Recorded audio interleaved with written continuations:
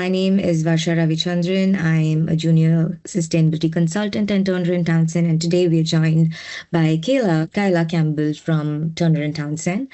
This is a retrofit information support and expertise event which is fully funded by the Department of Energy Security and Net Zero, delivered by Turner and Townsend.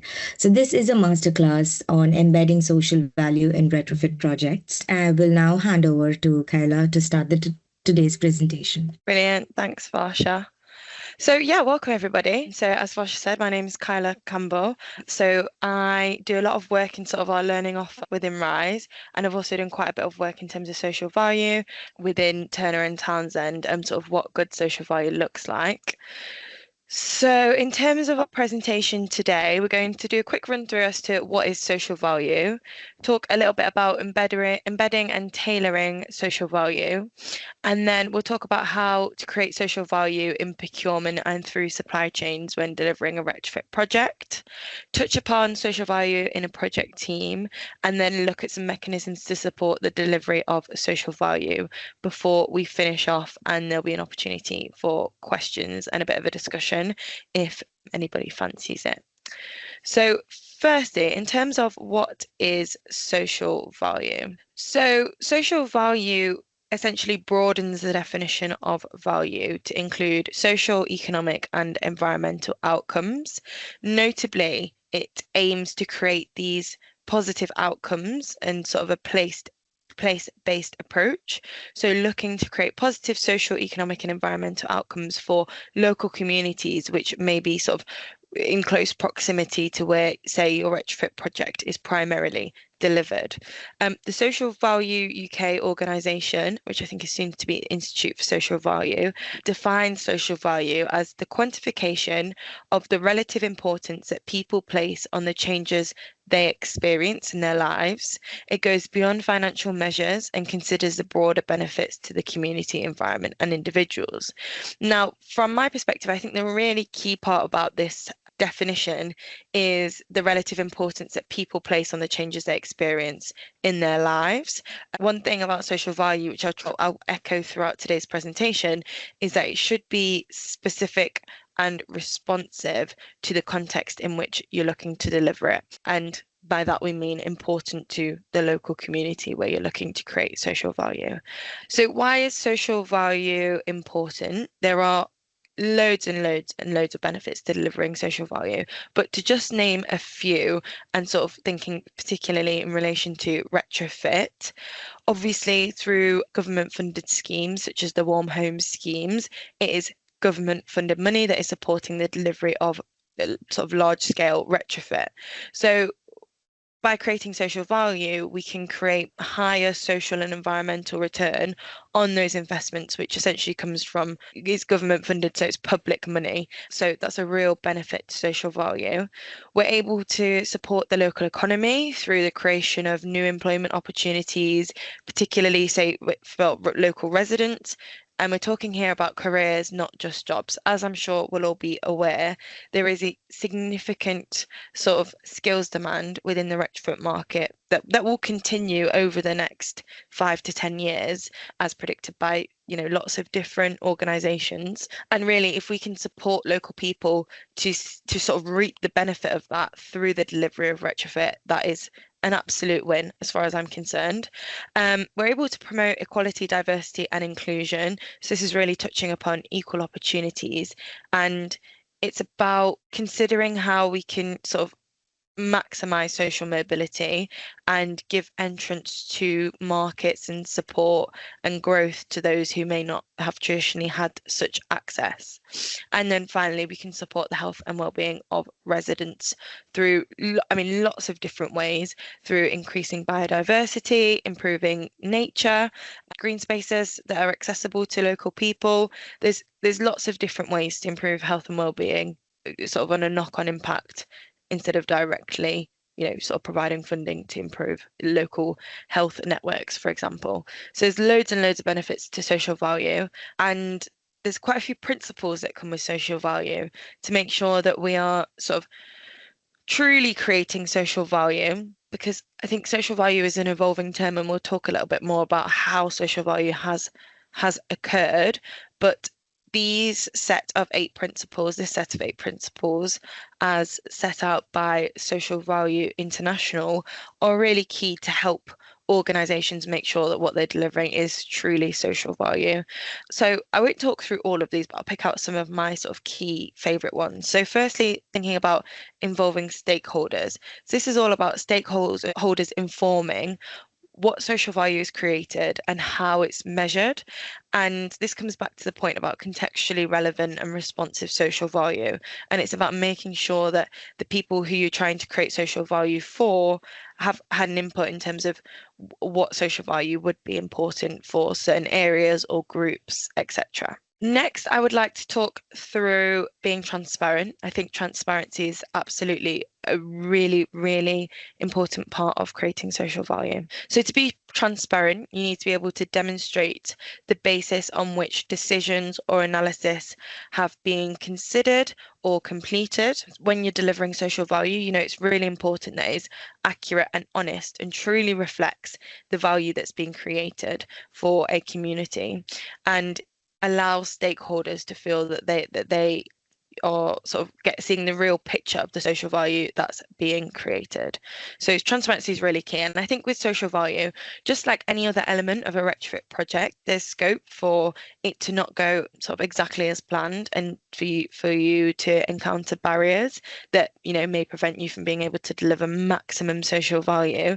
But being transparent about what those barriers are and how they can be sort of overcome helps future projects. So it's really that lessons learned piece.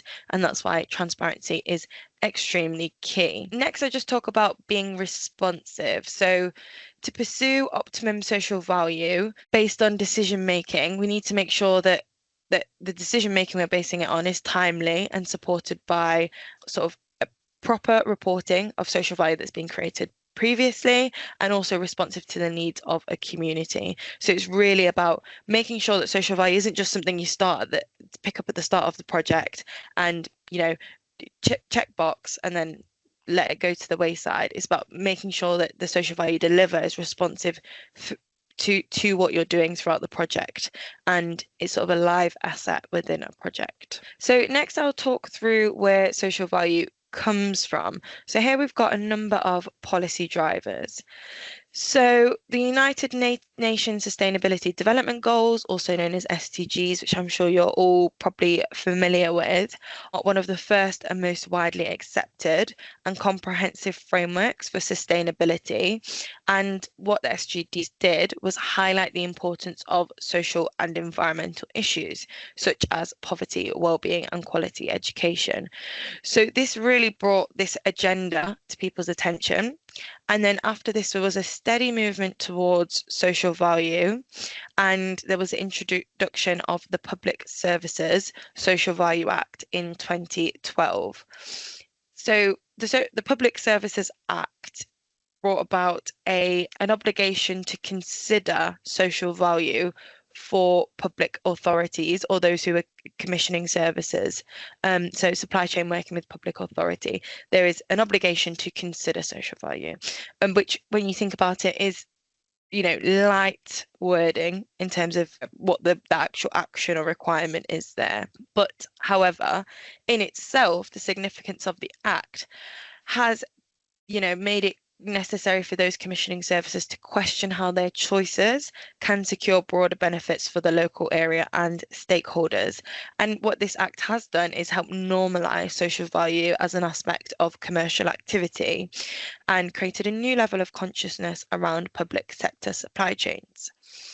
But then all of this was taken a step further in the right direction when we got the procurement policy note of June 2020. So this took a need for consideration from the Social Value Act or Public Services Act and turned it into a requirement for evaluation of social value. So it's now mandatory for central government bodies to explicitly evaluate social value in procurement, and there is a 10% minimum weighting for tenders in these procurement environments. The note, so as I've said, is applicable to all public sector, central government bodies. So that includes central government departments, executive agencies, non-departmental government bodies. So in practice, this means that large majority of public bodies in the UK are looking to create and generate social value due to this PPN. But what it also means is it's taking that normalization a step further,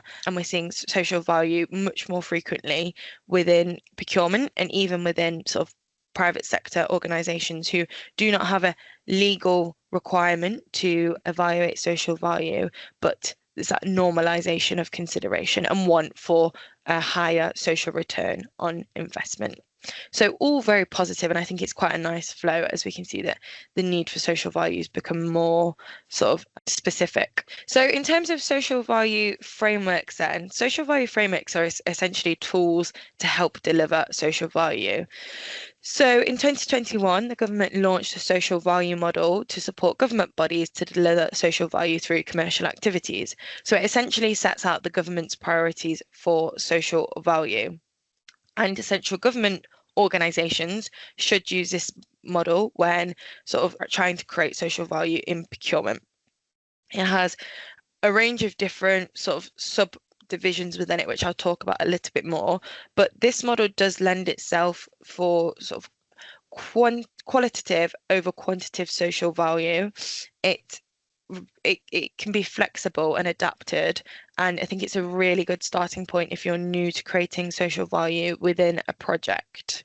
Then we have the hacked social value roadmap. So this was developed specifically for social housing organizations. So it's a really good framework to take a look at because it is so specific to this sector if you're from a social housing organization or a stockholding local authority, whereas a social value model is much more broader, but it lends itself to being drilled down to a variation of projects. And then finally on the far right we have the TOMS framework. So I think this is probably one of the most well-known frameworks out there, and what this framework does, similar to social value model, it sets out themes, but then this one provides a series of different commitments that can be made under each theme to create social value. And the TOMS framework provides almost a financial return of what that so the financial value that the social value commitment will create. This framework tends to be, from my experience, slightly more popular in sort of private procurement practices because that return on that specific social value financially is often what's needed to almost create the business case. But it is very useful, and it has got many sort of ideas for different social value commitments embedded within it. But for the purpose of this session, we're going to talk a little bit more about the social value model. So it's got sort of 4 different mechanisms within it. So it has themes, which are key areas for improvement, and I'll talk through those themes in a moment. And then it drills down into policy outcomes. So these are tied to each theme, and it's the expected impact of the initiative. So themes up here, and then you go down into the policy outcome. And then there's model award criteria, which is effectively a mark scheme for the social value, which is looking to be created. And then you move down, and there's reporting metrics, which are numerical outputs to help the sort of commissioning body understand how the supplier will deliver the social value under the contract. So if you're looking to create social value and you want to embed it within your procurement process, so within a tender, you can go to the social value theme that you'd like to create and essentially pull this theme, we want this outcome, this is the model award criteria, and here are the reporting metrics, and allow suppliers to come back to you. It might be that, as I mentioned before, social value model is made to be a little bit more flexible, so it doesn't have commitments within it. It's down to the supplier to create the commitments aligned to the model award criteria and the reporting metrics and so on. But it's much more flexible, and it might be that suppliers come back with a slightly different interpretation and route. But if that aligns more so to what it is the social value you're trying to create, I personally don't see that as a bad thing. I think we, as much as possible, we need to make social values impactful and responsive as we can. So really quickly, just in terms of themes in the social value model, we have COVID-19 recovery, tackling economic inequality, which is split into sort of job growth and new businesses, and then also recognizing supply chain resilience, which plays sort of particular reference to SMEs and supply chain growth, which is, a really important for retrofit one for retrofit when we're thinking about both of those policy outcomes, when we're thinking about new skills, new jobs, new employability. Then we've got fighting climate change, which obviously by nature we try to do with retrofit by way of reducing carbon emissions.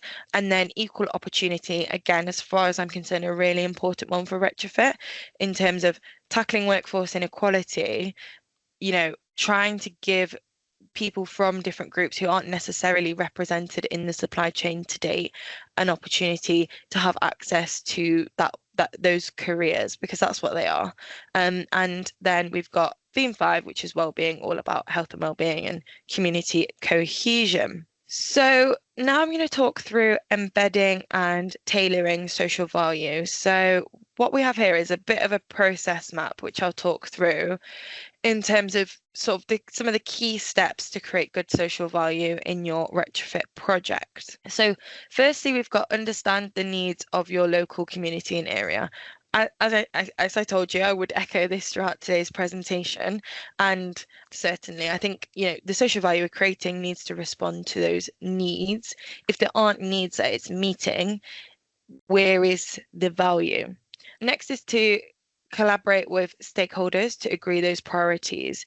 So again, that speaks to the first action, but it's about making sure that stakeholders in the area have had input in order for you to assess that need. And then the final step is about identifying your organization's pipeline of procurements. So, you could look at it from on a project basis. So, what procurement are you going to sort of need to undertake to deliver? What opportunities do you have to create social value?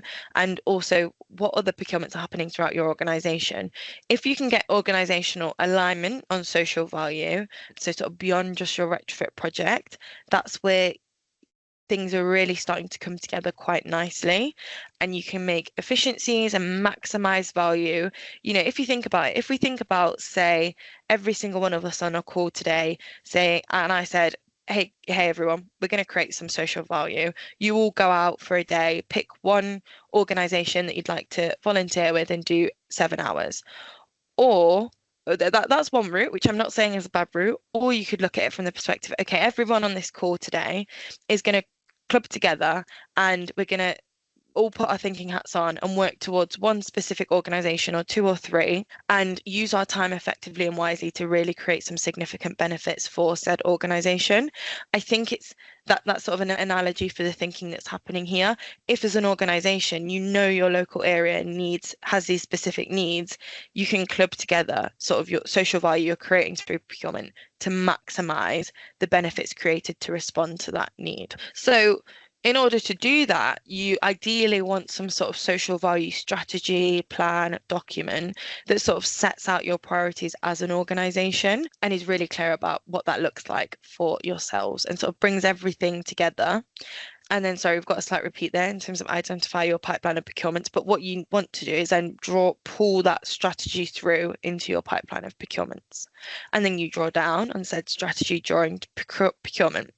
So for most of you on the call today, that will be the lower box. So applying this strategy to the supply chain. And if you align this strategy to a framework, I mean, that would be the best way to go about it, thinking particularly about the social value model.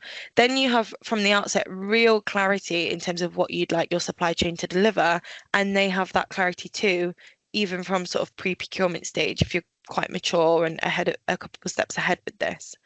And then for those of you, if there's any supply chain members on the call, if you have a social value strategy, you're then able to exemplify maturity aligned to government priorities in tendering, because you already have this strategy as to what your organisation prioritises to deliver and how that aligns to what the commissioning body is looking to deliver. And then you are able to go forth and create meaningful social value that responds to the needs in your area, and then you can report clear outcomes and impacts of social value aligned to your sort of strategy that covers your whole project or potentially spans your organizational priorities. So I just wanted to talk a little bit more about understanding the needs of your community. So there's lots of different ways that you can understand the needs of your community. So probably most popularly and most well known is the conduction of a local needs analysis.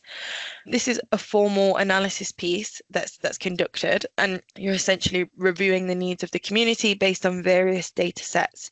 And there's many different tools out there that can allow you to do this, but it can also be sort of probably preferably not ideally, but a desktop-based research where you're reviewing different pieces of, say, what's the term, census information, so on and so forth, and information you have about your stock and your residents. Another approach would be to map and engage with representative stakeholders from your local community or who live within your sort of housing stock. You can review approaches within similar communities. So if you're able to identify, communities that are sort of mirror the demographics and I'd say demographics of your community, then you're able to look at what approaches they applied within their communities, what worked well, and sort of understand better what the needs of your community may be. Next, we've got engaging with residents. So I think that ties in nicely with representative stakeholders. Residents may be some of those representative stakeholders, but that stakeholders sort of box may go much broader beyond just residents. And then finally, as I've mentioned, reviewing socioeconomic data. So I think a combination of all of these things is what's very useful to kind of understand what your community needs and what you may be able to create or get your supply chain to create through social value of a retrofit project. So here I've just got a quick example, very, very basic, of stakeholder mapping and buy-in. But just as a very much a starter point when you're trying to understand, okay, who are the stakeholders who we need to sort of weigh in and what social value we want to create through our warm homes project, for example. You can map your stakeholders through level of influence going from sort of low to high, and level of interest going from low to high. And then you get these 4 key boxes. So you've got on the top right, key players. So they're the most important people to inform your social value. And then sort of the next on the left being keep satisfied, and below keep informed. They're sort of tailing off, and then build awareness would probably be the least important to sort of get their input into what you're completing. So this is just very much an example on the screen here. I'm not suggesting that, that this is how it should be. And what I think it should be is different. So if everybody on this call was to complete this activity, it would look very differently, because, I would expect that you will come from very different areas. So now we'll talk about social value, procurement, and supply chains. So when we think about social value procurement, you really want to support your supplier to create suppliers to create as much social value as possible. I think with social value, it can be very tricky when responding, having experience responding to tender questions, trying to create social value, to understand exactly what perhaps an organization wants to see in the social value. And for me, I think you're going to get the best out of people when you make it really clear what you want to see. So that's why that first point there is to make it clear to whoever the bidding organization is or responding organization what you want them to tell you, what social value you want to see. And wording is really key. So wording in a way that they can respond intelligently and with innovation too. And we've got invite tailored and considered responses, not just generic cut and paste responses. I think this kind of goes back to the framework when I'm talking about the TOMS framework, which I think is brilliant, but it's got those clear commitments all laid out already, whereas the social value model gives the supplier to be innovative and think of solutions that respond to the model award criteria and the policy outcome and theme, and then create those. So it's not cut and paste, it's not select, these TOMS commitments. It's more about what does this community need aligned to what the organization has set out, and how can we sort of create that social value. You want to convey a sense that your organization know what you're asking for, probably a really key one. I might feel a little bit silly seeing that on the screen, but that does come back to that social value strategy plan outline. You need to know what social value you want to create, and if it's too vague, the supply chain is not going to be able to respond to that effectively. And then I would ask a question if you're using the social value model per policy outcome. You can use multi-part questions, sub-questions, but making it really clear, sort of dissecting those themes really clearly, because if they start to muddle together and sort of merge into each other, it can be quite quickly that they can become confused. And then finally, you want to include measuring and monitoring of social value. This is a really important one. Having this, you can, through the social value model, you can set out these are the key reporting metrics for this policy outcome. But if the supplier is creating those commitments and taking an innovative approach, you want to put the onus on them to say, come back with the reporting metrics when you're writing that question. And then and just on the right there, we've got embed in a framework of choice. So as I've talked through today, you probably pick up the sense that my personal choice, if I was looking to create social value in a retrofit project, would be to use the government social value model. But it is really up to you and which model you think or framework you think responds to the social value you're trying to create and sort of the nuances of your organisation. So here I've just got some example procurement questions that kind of reflect those previous points and how you can support the supply chain to create better social value in their responses. Because let's say you have 3 suppliers and all 3 of them respond to the questions on the left.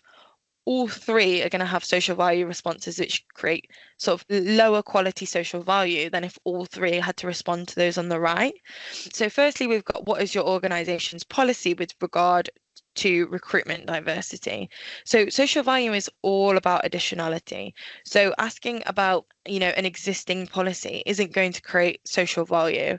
But here we could look, an improved question would be outline the measures you would take to improve diversity and inclusion of the workforce on this contract. Explain how you would deliver this, measure and report on impact of this. So here we're already being so much more specific and clear about what it is you want to see. We've got that additionality in there in terms of the measures you will take to improve. Next, we've got, what is your policy on well-being in the local area?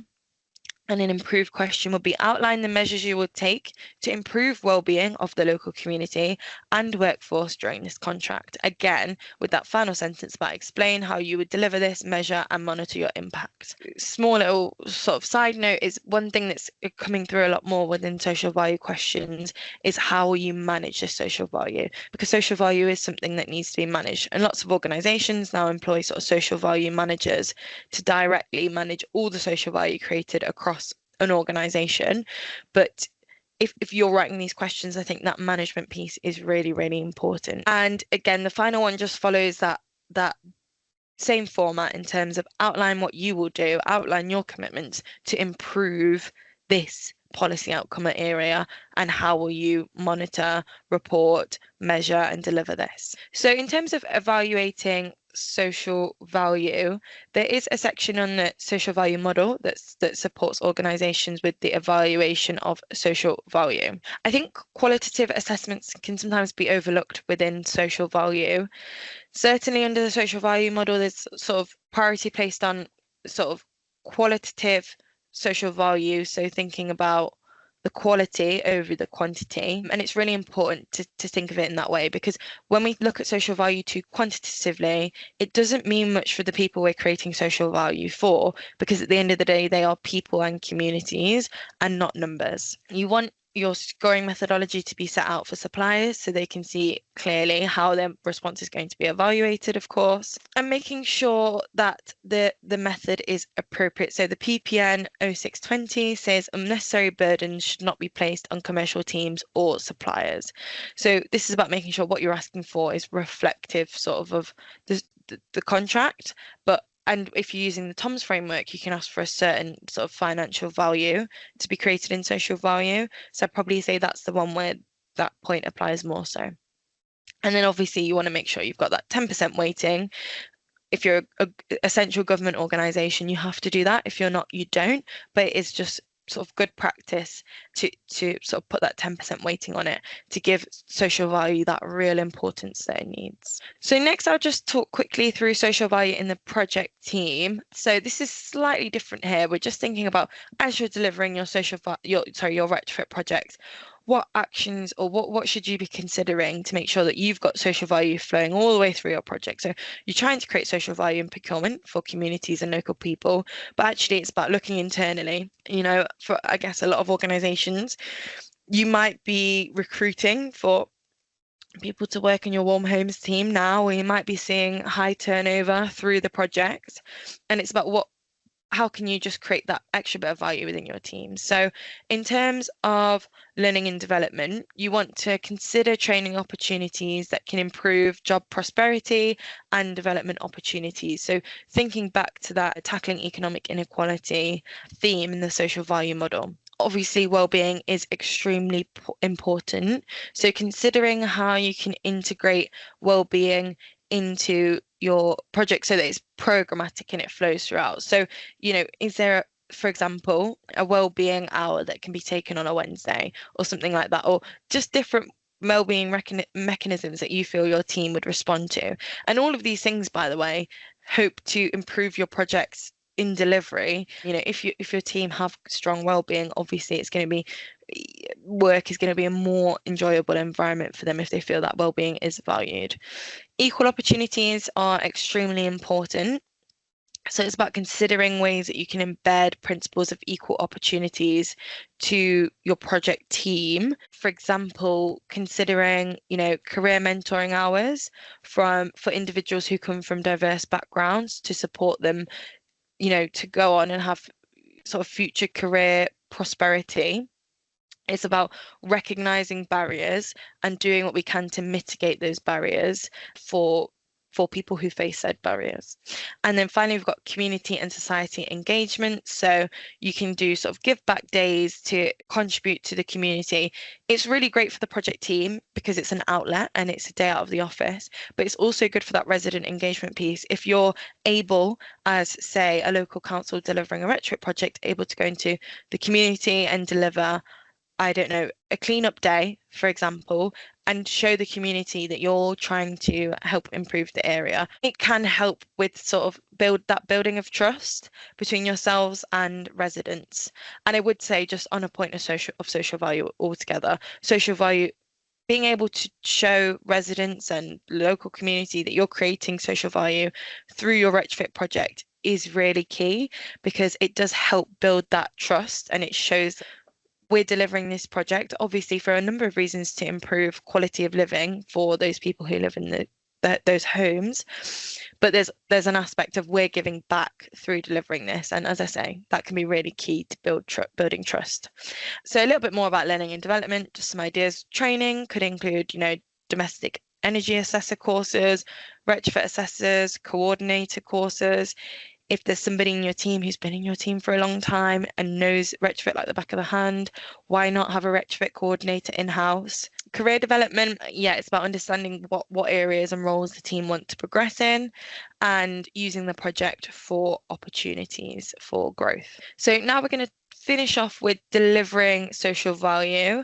So just some principles of how to measure social value. So firstly, we've got taking a bespoke approach. So the measurement approach should be determined by the social value that you're trying to achieve. So who are the key audience and the results for, and the outcomes. Sorry, that what you measure should reflect the outcomes that you're trying to create. And that's why I said almost the social value model can be better in that instance, because you can amend those reporting metrics to really reflect the bespoke nature of the social value in your project. We've got embed across the life cycle. So having sort of all stakeholders committed to creating the social value from early on. So when I say that, I'm talking about, your leadership board, whatever that may look like, your project team, your suppliers, your stakeholders, all being clued up and sort of invested in delivering that social value and delivering it throughout the project. And so it's not just something that gets picked up right at the end. Oh, checkbox, checkbox, checkbox, done. It should be a much more thoughtful process than that if we're trying to create maximum social value. Reflect the outcomes you seek to address. That does touch upon the first point. And it's really just about making sure that your KPI measurements sort of reflect the activity that you're looking to deliver and the social value you want to create. Next, we've got being transparent. I've spoken through this one earlier, so I won't sort of make it too onerous, but you want to be able to demonstrate the basis and analysis on which decisions have been made and making sure that the results are publicly credible and the methodology and the data is credible and it is publicly accessible. And, by being transparent, we can allow that learning loop between your organization and many other organizations, which only supports further social value. Make it robust and credible. So consider what would have happened anyway. So consider what is the additionality of this social value, and then pulling those two things apart to sort of validate the social value that you have created. Share progress meaningfully. I think this is a really, really important one. And it's about, it links back to what I was saying before about the community buy-in and sort of how social value and retrofit projects can support resident engagement or resident buy-in to retrofit. And it's really important that social value is expressed in terminology that means something to residents. If we've got any resident liaison officers or anyone with experience with that on the call, there will be definitely that understanding in terms of communications. We need to use terms that people mean, so people know what they mean. So for example, net zero doesn't mean a lot to a lot of people. So therefore, if you're trying to talk about sustainability to a group of people that meant nothing about, using net zero wouldn't be the right term. So when we express social value in financial terms, sort of we've created £25,000 of value in social value, it doesn't actually mean anything to anybody who's not sort of clued up in terms of social value and what that looks like in your project specifically.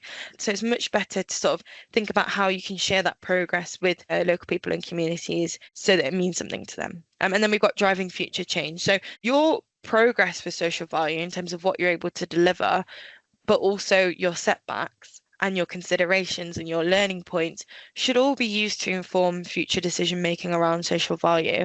So what you capture in terms of the outputs.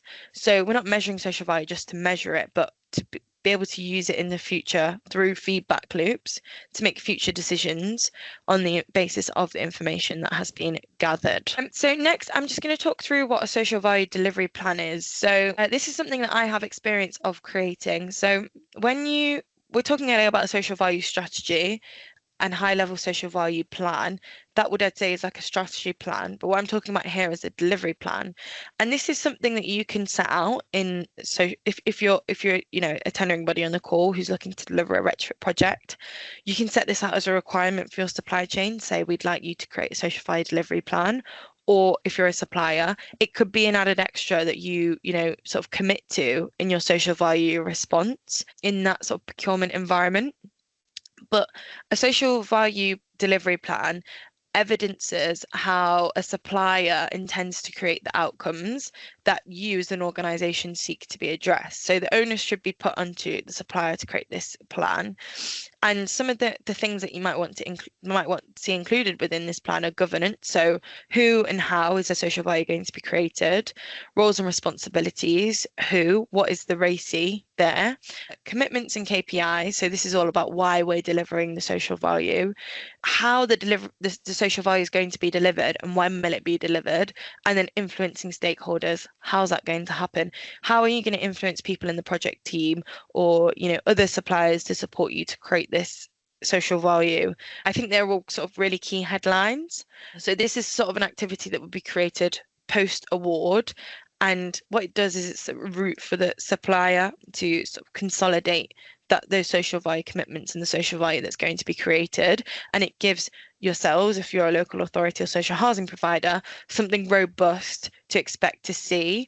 And it's something you can feed up to your higher ups to say, yeah, we're delivering this project, but look at all these great things that we're going to create through sort of social value in our procurement supply chain. Okay, so just a quick summary, because I'm conscious of time. We've got considering all parties, knowing legislation, understanding social value models and metrics, integrating social value from the start and throughout, getting the team on board with social value, creating tracking mechanisms, and creating checkpoints to understand where social value is up to. So reporting cadences, etc. So I'm going to finish off there. Thank you all very much for sitting patiently through that presentation. I hope you enjoyed it and learned from it.